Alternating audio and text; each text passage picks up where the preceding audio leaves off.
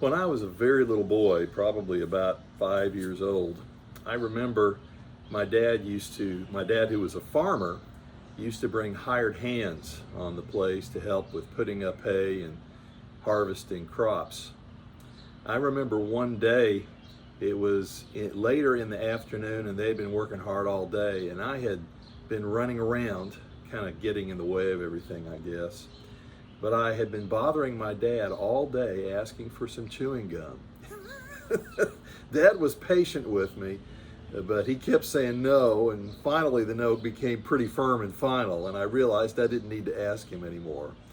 So after they had finished unloading a big load of hay, some of the hired hands were sitting around just a little bit while Dad was getting things ready to go out and get another load. And I sat on a fence with the hired hands, and one of them, whose name was Buck, looked at me and said, "Would you like some chewing gum?" And I said, "Yeah." And he said, "I'll give you some chewing gum." And I said, "Okay."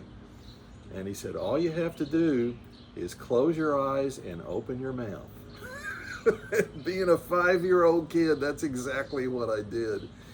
And he put it in my mouth, and I started to chew on it, and immediately it tasted just really awful, and it made me spit it out.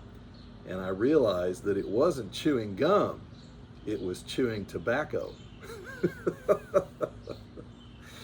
I guess if we don't have our eyes open, sometimes new things can turn out to be not nearly as good as promised. I guess that's why God gives us a guide for how to see clearly in the world, in the love of Jesus, the love that we see in his life and at the cross and at the resurrection.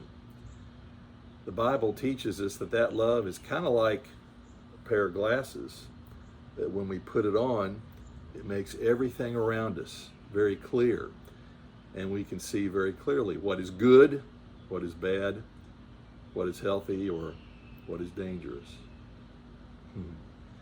The love of Jesus is a guide that helps us open our eyes when somebody's getting ready to put something in our mouth, so we can tell whether it's good like chewing gum or bad like an old chaw of tobacco.